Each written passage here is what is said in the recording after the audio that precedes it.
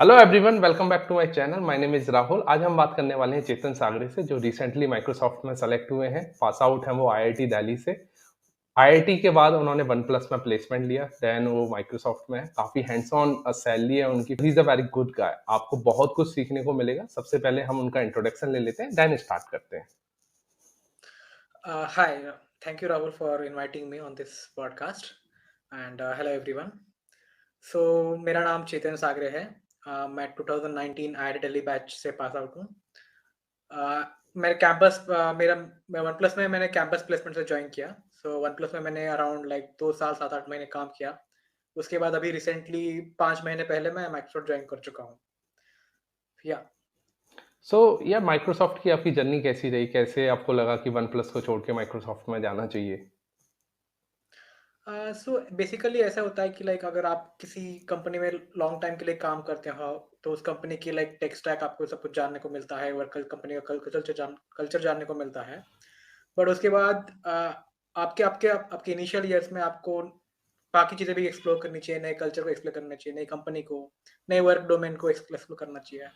तो मेरा बेसिकली यही मोटिवेशन था कि वन प्लस में 2 साल 8 महीने कंप्लीट करने के बाद कि कुछ नया देखते हैं, नया स्टार्ट करते हैं।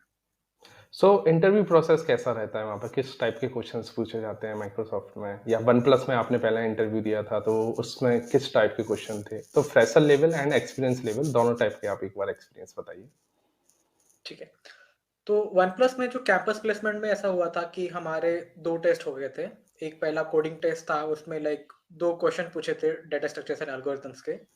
उसके बाद एक सेकंड वाला टेस्ट हुआ था, वो aptitude mainly aptitude plus your personality test होता है basically like how you are as a candidate. तो यही प्रोसेस था बेसिकली। पहले टेस्ट में जो 2 क्वेश्चंस थे basically easy to medium level के थे। वो डिपेंड करता है साल टू साल, कभी-कभी difficulty level medium to high भी चला जाता है। तो ये बेसिकली ये प्रोसेस था। उसके बाद मल्टीपल राउंड्स हो गए डे 1 ऑफ प्लेसमेंट्स। अ, पहले राउंड में बेसिकली लाइक उन्होंने हमें स्टार्ट कर दिया टेक्निकल क्वेश्चन से अगेन। कुछ टेक्निकल क्वेश्चंस पूछे, बेसिकली कुछ चीज़ें पूछी लाइक थ्रेडिंग रिलेटेड। देन कुछ चीज़ें आपके डेटा स्ट्रक्चर्स की अंडरस्टैंडिंग कि हैश मैप कैसे वर्क करता है, hmm, on the base how it works basically. इन सारी हुँ, चीज़ों के बारे में डिस्कशन हुआ। उसके बाद सेकंड राउंड में हमारा बेसिक डिस्कशन हुआ ऑन द प्रोजेक्ट्स दैट जो मैंने प्रोजेक्ट्स किए हुँ, थे उसके ऊपर डिस्कशन हुआ। प्रोजेक्ट में कितने लोग थे, how you are as a team player. फिर लाइक प्रोजेक्ट में तुम लोग स्टक होते हो तो how you approach the problem, how सही। तुम कैसे प्रॉब्लम को स्टार्ट से एंड तक ले जाते हो और उसको एक एक प्रोजेक्ट को डिलीवर करते हो। तो इसके ऊपर डिस्कशन हुआ।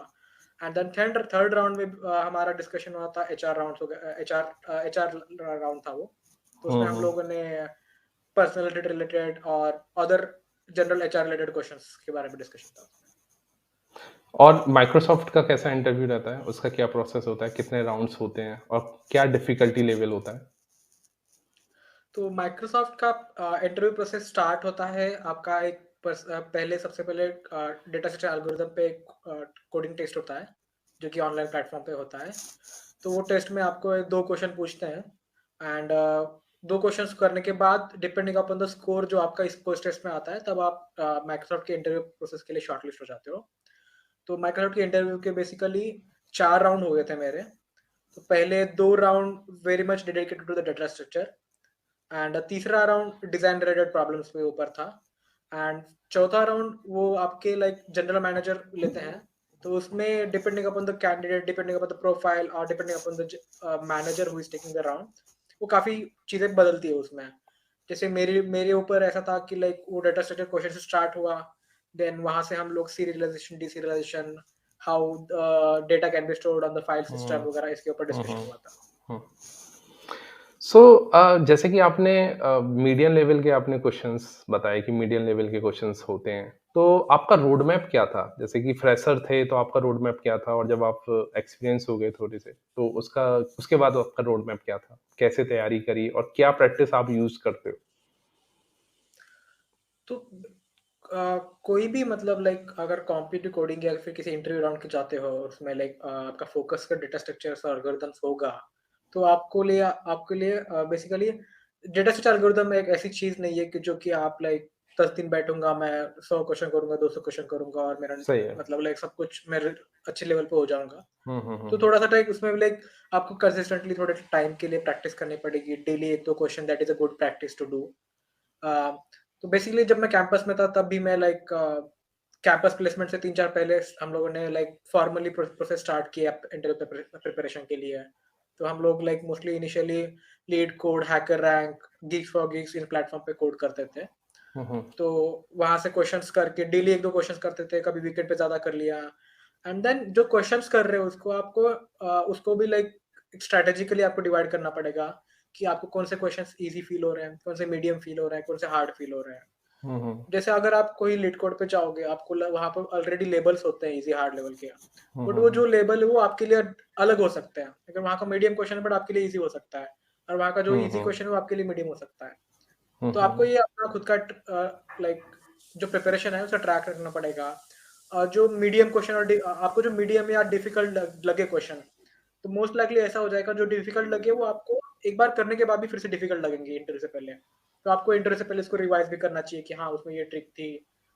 तो ये एक स्ट्रैटेजी हमें से चलना पड़ेगा डेटा स्ट्रक्चर्स के लिए। 1 या डेढ़ महीने, 2 महीने अगर अगर आपका कुछ भी पहले से बैकग्राउंड नहीं है तो थोड़ा ज़्यादा टाइम लग सकता है। बट अगर आप थोड़ी पहले से बैकग्राउंड है और फिर से अगर इंटरव्यू जा रहे हो वगैरह, तो 1 डेढ़ महीने में, 1 आध महीने में आप रिवाइज़ करके कुछ स्पेसिफिक हर डेटा स्ट्रक्चर से या एल्गोरिथम से कुछ स्पेसिफिक क्वेश्चन को टारगेट करके अपने कॉन्सेप्ट रिवाइज़ कर सकते हो और फिर अपीयर कर सकते हो।